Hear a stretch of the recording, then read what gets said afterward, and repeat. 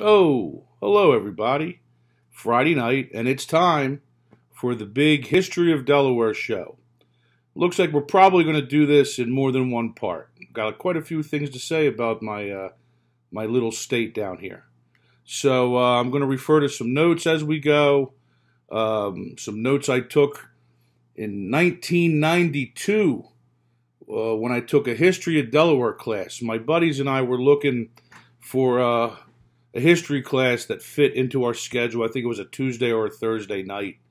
You're looking for something, a couple hours, one night a week. And back then, you used to get the catalog. It was a paper catalog from the University of Delaware with all the classes you could take. And I said, oh, what about this? History of Delaware. Professor's name was Carol Hofecker. And I said, listen, buddies, let's take this. How hard can it be? We've lived here our whole lives. It turned out to be one of the most challenging courses I took, and here I am all these years later, I still got the little notebook I kept. It was a great course, and I'm glad I took it, and I'm going to share a little bit that I got from that course, a little bit I've gotten just from life here in my home state. Some of you have no idea where Delaware is. I got people I've met that couldn't find it on a map. To other people, they just passed through. I-95 cuts through Delaware, 15, 20 miles worth. So there's a lot of people just know, it's between, Maryland and Pennsylvania. Some people know us because we have no sales tax. When you come here and you pay for something, there's not a little extra added on at the end for you to dig through your pocket for. We've got no sales tax in Delaware. A lot of little things about Delaware I'm going to share. And too much to put in one little, I try to keep these 10 minutes or less, right? So too much to put in one show. So we'll call this episode 1. I'll try to go through a little bit of the early history and some quick facts, fun facts about Delaware that you could know about.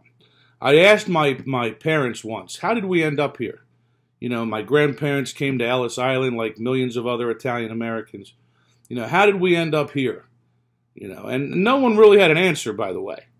They just kind of went south until they found a place they liked, I guess. There were jobs here. I'll talk about that later on in this show or another show, probably. Some of the industries in Delaware. And a little bit about Italian Americans specifically. So let me start off by giving you some fast facts. Delaware is the second smallest state. Rhode Island, of course, is the little guy. So Delaware is the second smallest. We got a population just shy of 900,000 people in the state of Delaware, most of which live in the northern part of the state. A lot of Delaware and Delaware history can be divided between the north and the south, as many states are. Northern California is a lot different from Southern California. Northern New Jersey, a lot different from Southern New Jersey. And Delaware falls into that as well. So as we go, that'll come up as well. Northern Delaware and the bottom of Delaware. All right, as a joke, a lot of us around here call it slower, lower Delaware. And we'll talk about why later on. I got a lot of friends down there, so don't worry. I can make jokes. So some of our nicknames, the Diamond State. That was given to us by Thomas Jefferson, they say. Because of our geographic location on the eastern seaboard, right in the middle. We were the Diamond State.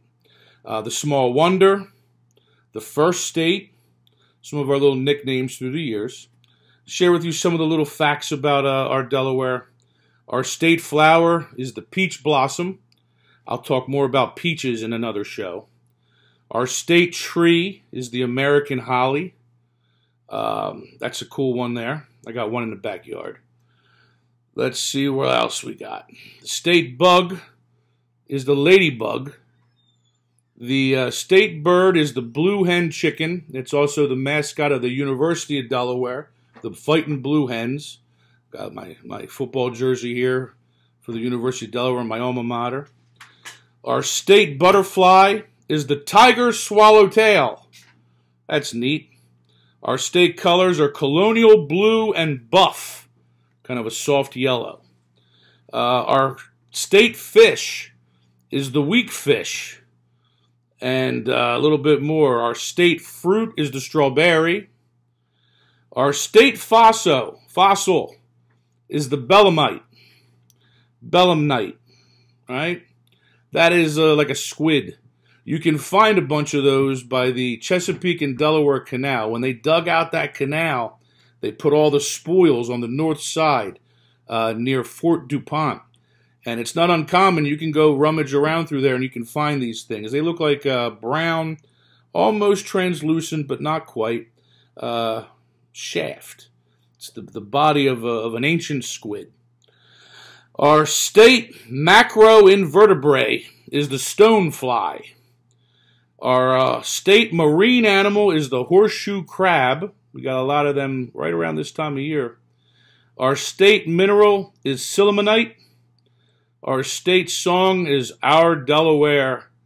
And our state animal is the gray fox.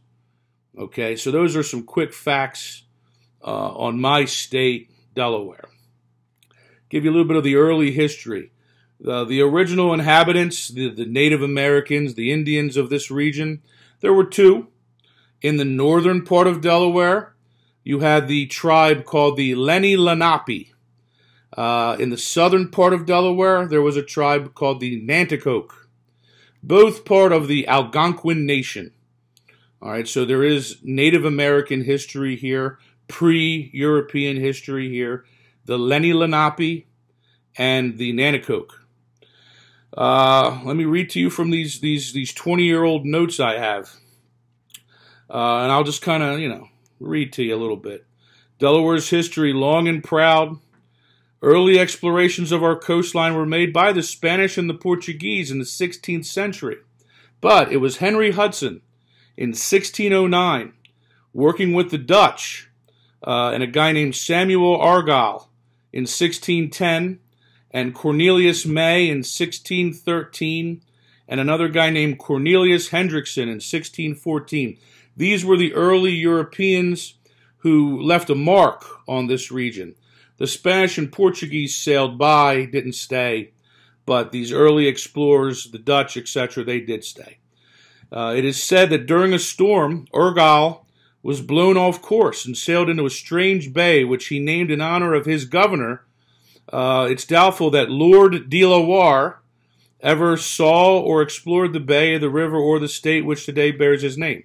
So if you ever wondered where the word Delaware comes from, it comes from the guy Lord Delaware. I think his name was Thomas West, if my memory serves me. He named that area after this guy.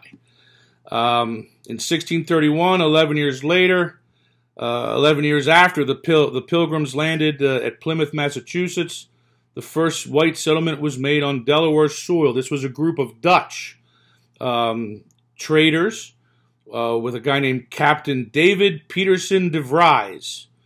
And the purpose was to enrich themselves from the New World, furs, other things. It's about 30 individuals. They sailed from the town of Hoors under the leadership of Captain Peter Hayes in a ship called the De Walvis, which means the whale. They had a settlement in southern Delaware by the beach called Swanadale, or Valley of the Swans, near today the town of Lewis, in the Cape Henlopen area. They were left in 1632. De Vries came back, but he found that all those settlers had been killed or were gone, they were missing, and that the settlement had been burned down by the local Indians. No further attempts at colonization were made on Delaware soil until 1638, when the Swedes come to town. They established a colony in what today we call Wilmington, Delaware. That's our largest city in our state. They landed they came on a ship called the Kalmar Nickel, which they have been rebuilt, and people can tour it. It sails all around. The Kalmar Nickel. And another boat called the Vogel Grip, which means the Griffin. And they came with a guy named Peter Minuet. They landed on or about March 29th on the rocks. There's a set of rocks off of the Christina River, bluish tint. That's where our baseball team, our minor league Wilmington Blue Rocks, gets its name. These rocks is where the early settlers anchored their first boat. on, again, the Christina River, a river they named after their child princess, Christina, that they named it after the royal family back in Sweden. And they built a fort down along 7th Street today, what's called Fort Christina. Today there's a nice park down there with a monument. In the 1930s, I believe the King of Sweden, Gustav something, I can't remember all their names.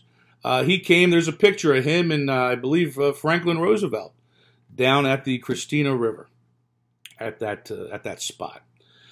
So the Swedes were there. One of their colonial governors was Johann Prince. Delawareans know Governor Prince Boulevard, major road that runs up here, named after him. And the Swedes were around for a while until the Dutch started fooling around up here. The Dutch landed south of the Swedish colony, and they started their own settlement called New Amstel. Today we call that Newcastle. And of course, as they were doing back in Europe, the Dutch and the Swedes were fighting for power back and forth. And the Swedes eventually lose their colony, and the Dutch take over. And they would all lose when the British came up the river a little bit later. So, following the seizure of the colony of New Sweden by the Dutch, they built something called Fort Casimir, again in present-day Newcastle. And they controlled the area until 1681. 1681 marked the granting of the province of Pennsylvania to William Penn by King Charles II, and the arrival of Penn's agents on the Delaware River.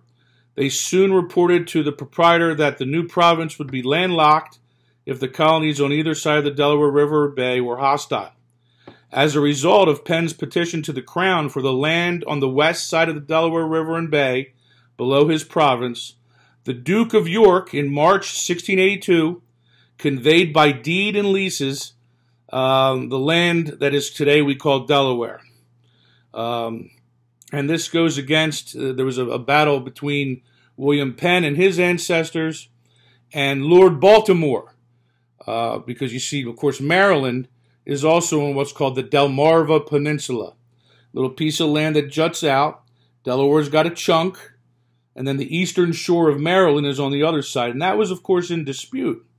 So, William Penn asked the king granted him the lower 3 counties of Delaware, which were, for a very long time, really part of Pennsylvania. The dispute between the heirs of Baltimore and Penn continued until almost the end of the colonial period. In 1776, at the time of the Declaration of Independence, Delaware not only declared itself free from the British Empire, but also established a state government entirely separate from Pennsylvania. Delaware's boundaries were surveyed in 1763 by Mason and Dixon. With the advent of the Revolutionary War, almost 4,000 men from Delaware enlisted for service. Those men fought heroically. They had very good commanders. One of them, Robert Kirkwood, who would later die early in the Revolution. And that's where the Fighting Blue Hen kind of nickname comes from. Cockfighting, chickens fighting each other. That was kind of a sport back then. And the Delaware Blue Hen chicken was one of the most ferocious fighters of those early chicken fights. And so people commented that our soldiers in Delaware fought like these chickens, the Blue Hen chickens. And that name kind of stuck, and today it's all over around here, Delaware, including, again, the University of Delaware. So at the end of the Revolutionary War period, Delaware gains its independence as a state. And, of course, the United States, 4th of July is a few days away, the birth of our nation. Delaware was very important in all of that. Some of our early colonial people of importance, of course, the early signers of the Declaration of Independence. You got a guy named George Reed from Newcastle. You've got Thomas McCain, and you've got Caesar Rodney. And Caesar Rodney, of course, famous for, he was very ill, but he managed to ride from Dover up to Philadelphia just in time to vote for independence. So some very important guys. And this signing of the Declaration of Independence, we had those guys. For the Constitution, Delaware had John Dickinson. We had Jacob Broom. Several others. Their names on the tip of my tongue, but I don't want to sit here and go and think, and then you guys click off. So a lot of the guys from Delaware continue to be very important in that early colonial period. So that's the early history of Delaware, some little tidbits about Delaware. There's a million things I forgot. I tried to kind of squeeze everything in here. I'm going to do at least one more episode where I'll talk about Delaware history from the colonial period on. I'll talk a little bit about the economics of Delaware, what are the industries that we've had historically, where are we now. So this was the big Delaware show, the beginning of it. Got away from the cooking for a while. I was having fun with some of those cooking shows, and people were enjoying that. But I also want to do some social studies stuff, do some history stuff. So, history of Delaware, the small wonder, the Diamond State. It's my state. I was born here, and they'll plant me here. And I like it. When I was a young man, I knew I wanted to get out of here. When I was a teenager, I think a lot of teenagers still think this. I thought, I got to get out of here. I got to go out to L.A. I got to get a leather jacket, go out to L.A., be the new kid in school. All the girls want to talk to the new kid. Ooh, he's interesting, right? Those were the things. But I stayed here. I made my roots, and now I'm Delaware. So thanks for hanging out with me for a few minutes tonight. I hope everybody has a good 4th of July weekend. Happy birthday, America. Dominic, you want to say goodnight to everybody? Dominic's rolling around over here. Here's my boy. Say goodnight to everybody. Say happy 4th of July. Happy 4th of July. All right. Take it easy, everybody. Got my Italy soccer shirt. His Italy soccer shirt on. They're not in it this year. That's a different story. I know. Just years ago. All right. Listen. Have a great weekend. Take it easy. We'll see you later. All right? Take it easy. Happy 4th of July. There we go. Now we go off. Boom.